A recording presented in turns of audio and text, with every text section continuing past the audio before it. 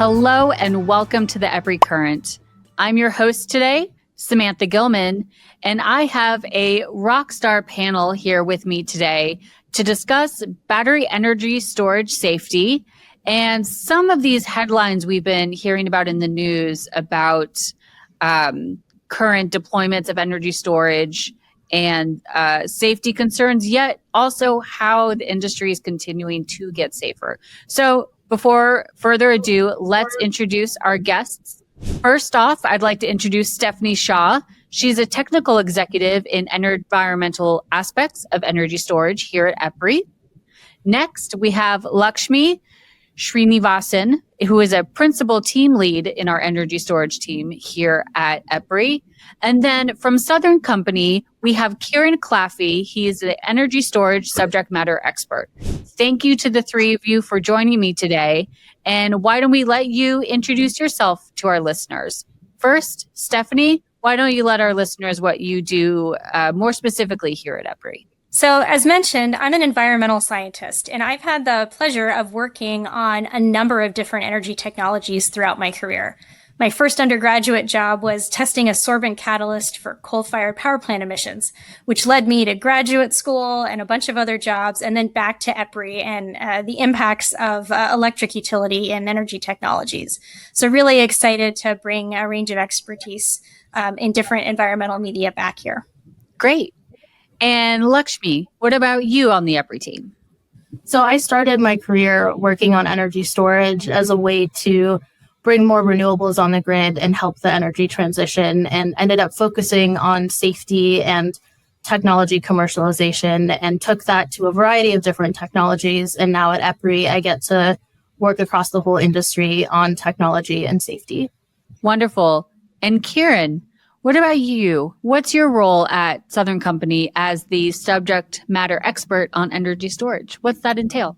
So I'm in charge of figuring out the energy storage technology of the future, even just beyond lithium-ion batteries. But I do have a background in lithium-ion batteries, which is how I got the job in the first place. I sort of fell into it. So when I came from Ireland, and I arrived in the United States in 1997. My first job was in energy storage. I worked for the guy that invented the solid-state battery from Oak Ridge National Lab. Dr. John Bates was his name. So I worked there for 12 years. And then I left the battery industry and kind of was in different areas, mostly in energy, and came back to energy storage 4 years ago for Southern Company. Wonderful. Well, thank you all for joining me today for a conversation for our listeners around battery energy storage safety. But let's lay a foundation. Stephanie, can you quickly give us an overview of the current landscape of battery energy storage in the U.S.? Battery energy storage deployment continues to grow rapidly, and this is happening both in the U.S., but also globally. In the past 3 years, something around 40 gigawatts has been added, which is amazing. Now, 90% of that's been installed is lithium-ion battery-based, although there are a variety of other technologies. We have our traditional pumped hydrological storage, right, and a bunch of new technologies that are in development as well. This high visibility brings a growing awareness of battery storage in the public sphere. And we're seeing this with an increase of interest both by the media and also during BESS permitting processes, where public interest and comments are playing an increasing role as to how projects are evaluated.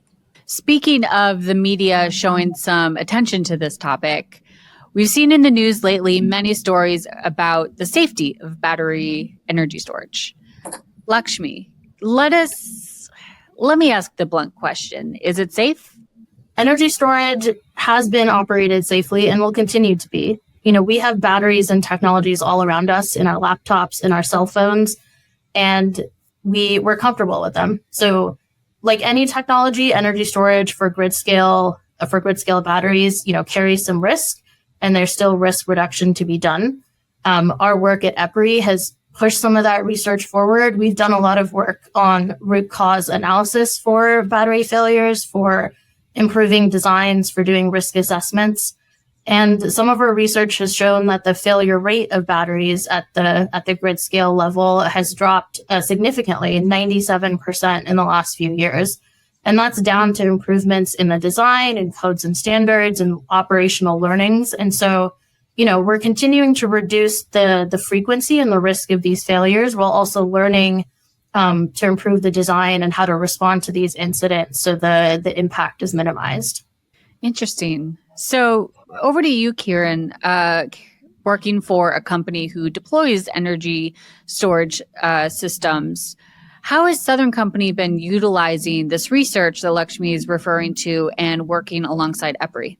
I think some of the work that EPRI is doing is at the cutting edge. It's at the tip of the spear for this this technology. It is helping us explain the need for it and to basically to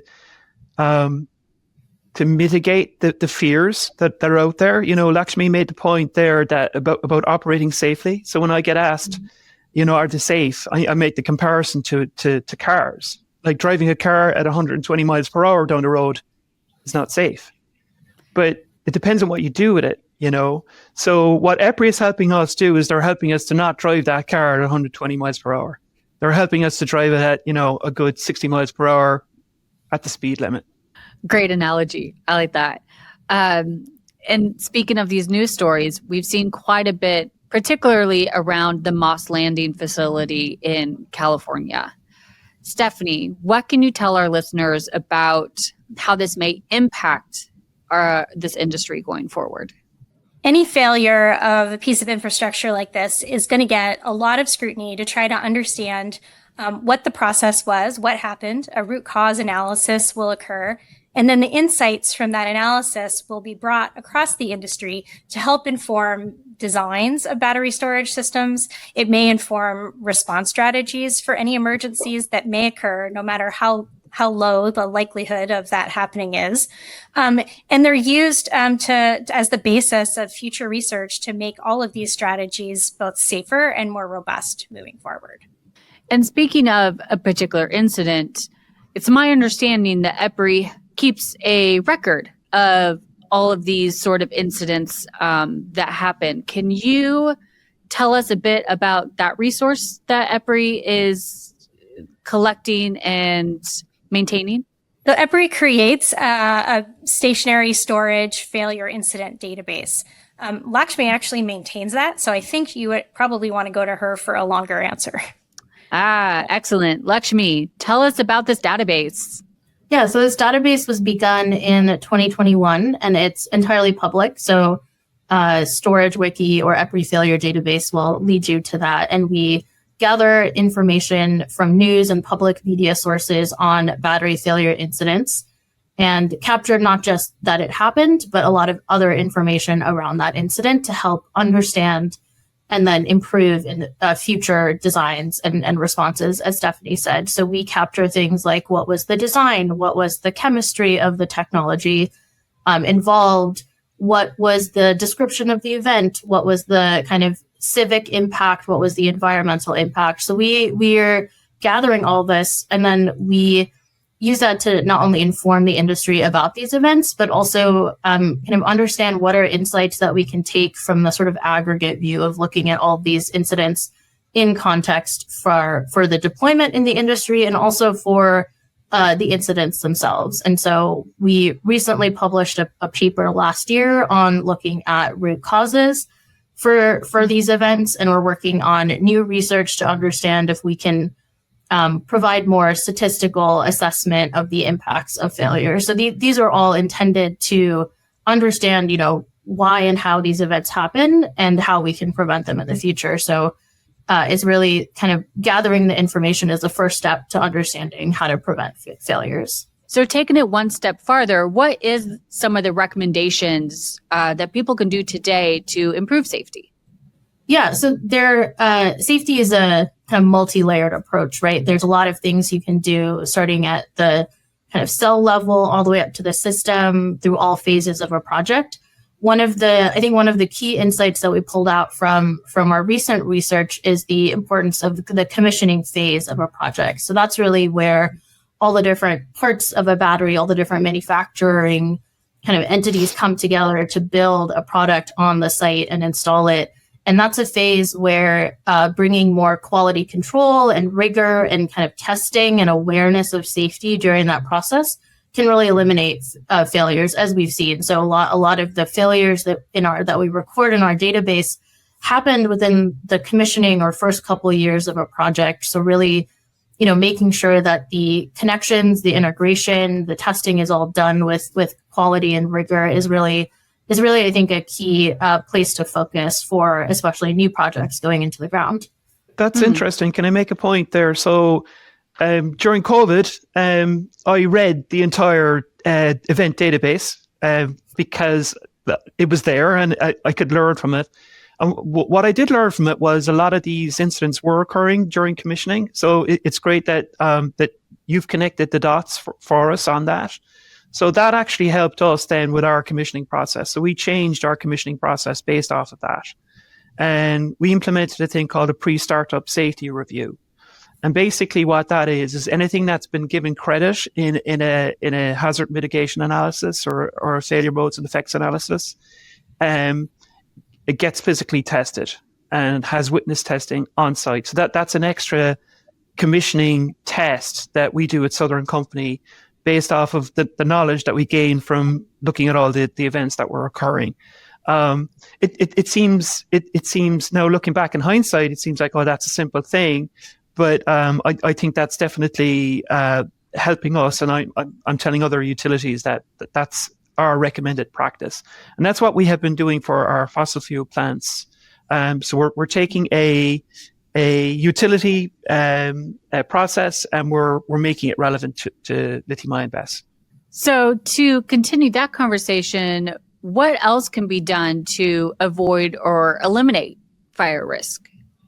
The work that we're doing in collaboration with the electric power companies, has provided kind of a long list of leading practices that we've all learned over the years. I mean, that includes everything from ways to specify or request certain safety features in the request for proposal for a project, specific operational strategies. What kinds of limits do you use on certain metrics that might be measured when the system is operating? The types of sensing to detect if anything abnormal might be happening, and alerting and checking functions as the system is being operated. So there's a whole host of details like that can be incorporated, along with a lot of specifics on design features, such as the amount of spacing between various sections of capacity that the storage system creates, or the way that you would design a mitigation technique if abnormal operations begin. What are things that could be done to make any potential rare event even less impactful, like making sure that the ventilation is handled properly. And then, of course, there's a lot of training going around, not just between the developer and the owner to make sure that the system moves forward and operates the way it should, or that it was commissioned that way, but between other stakeholders like the permitting authorities, as well as the first responders that might respond in the event of an incident. Because there are some different strategies that you use when you have stored energy in a battery versus stored energy, say, in a fossil fuel.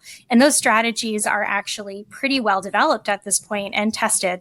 But it's important to get that information out to responders so that they feel comfortable at the point of evaluating the design of a facility.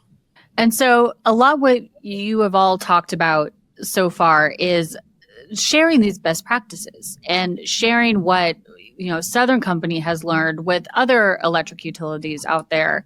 And so, Kieran, I'm hoping you can speak a little bit to the LDES, also known as Long Duration Energy Storage, National Consortium Safety Working Group. That's quite a title for a working group. But can you tell us a little bit about the activity with that group? So yes, so we're looking at emerging energy storage technologies beyond lithium-ion, more so in the 10-hour plus duration. So lithium-ion, we think, is going to have more of the shorter duration, up to about maybe 6 hours. But basically, these technologies that are emerging, the vendors that are doing this fantastic research, which we need, are focusing on their box and making it operational. And safety is kind of like, yeah, we'll get to that. But I'm like, no. You have to do it. You have to do it all in unison. You have to do it all together and think about these things. So a lot of these new technologies are electrochemical. and they have their own Achilles heel. So the Achilles heel of lithium-ion batteries is thermal runaway. But say for another type of chemistry, it may actually be hydrogen evolution and explosion risk. And so the UL 9540A test doesn't test what the worst case is for that particular chemistry. Yet the industry wants you to have that UL test, even though that test was set up for lithium-ion batteries. So we need to develop a whole new set of testing for these new emerging technologies. Well, first of all, we need to figure out what those technologies will be, and try to get them into the codes as early as possible. So the industry was sort of like, or the codes were kind of lagging with lithium-ion batteries. We don't want to make that mistake with these longer duration energy storage technologies. So you can say it's a mistake in everyone's vision is 2020 after the fact, but we're learning very fast, and we just want to make sure that we get it right with these technologies. I'll add that EPRI is also looking at these other emerging technologies, and we're considering, not just performance and commercial viability and technical maturity. We're also considering safety and other aspects. And one of the things that we're doing specifically is taking the frameworks that we have for understanding hazards and risks for lithium ion that we've developed over the last few years and got a lot of practical application with. We're taking those and then applying them to these new technologies and adapting them. And so we're taking a lot of that learning forward. So we're not starting kind of where we started with lithium ion as the kind of initial technology. We're a couple steps ahead already for these new technologies and learning what questions we need to ask of them. Yeah, and just to continue in this vein, I think it's really important that as these technologies evolve, they are evolving, right? They're not just scaling, they're changing and they're being tested, and we're doing demonstrations and we're giving that feedback back. That feedback is including the performance, and it's including safety, and it's including potential environmental considerations. And then that goes into the design process, right? So it's a bit iterative. That process, we're not waiting till those technologies come out on the market to do these assessments. We're doing them now to help make sure that what comes out on the market is actually viable moving forward. So we're at just about time, but I want to give each of you a opportunity to leave any final thoughts with our listeners, maybe something you weren't able to mention during our conversation, particularly to the benefits of energy storage and why we are continuing down this path as we are. So I'm going to turn it over to Lakshmi first. What final thoughts do you have for our listeners? Yeah, I think safety is one of those aspects of a technology that really invites and requires kind of collaboration and cooperation, not competitiveness. So I think it's, I think it's an important space for bringing in the whole set of stakeholders within an industry and sharing information and learning from each other. And so that I think is a really key aspect of safety. And I think the other side of it is, every technology carries risk, but it also has benefits.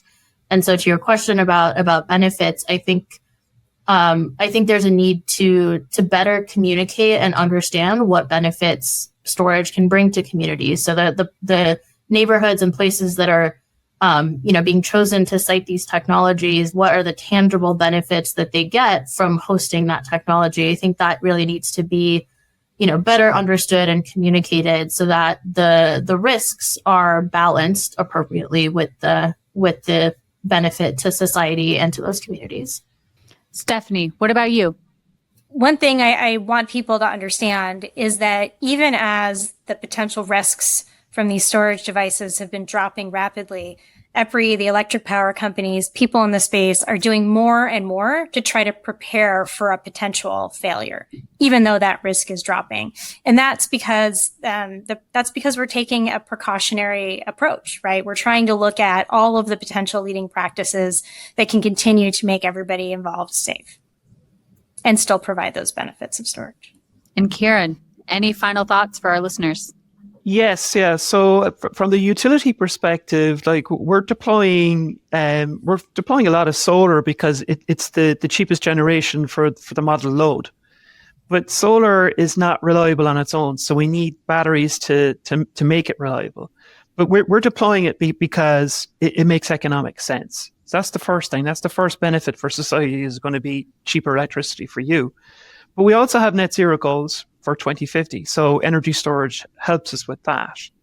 Lithium-ion batteries, we need not to be afraid of deploying them on a mass scale. It's like driving the car. We need to drive the car at an appropriate speed, and it will be safe. And it is safe if we do that. It's an amazing tool for society, and we should deploy a lot more. I appreciate you continuing that analogy, and also providing your final thoughts for our listeners. Thank you. Well, Lakshmi, Kieran, Stephanie, thanks so much for joining me today. To our listeners, you can find links to any of these papers that have been mentioned here in the episode description. So take a look there if you want to learn more about the battery energy storage safety work that EPRI and Southern Company are working on. And with that, I'm your host, Samantha Gilman, and we'll talk to you next time. If you liked today's show, we invite you to subscribe to our podcast, and feel free to share with your colleagues and friends. For more information about EPRI, please visit our website at www.epri.com. And don't forget to follow us on LinkedIn and X at EPRI News. Together, we're shaping the future of energy.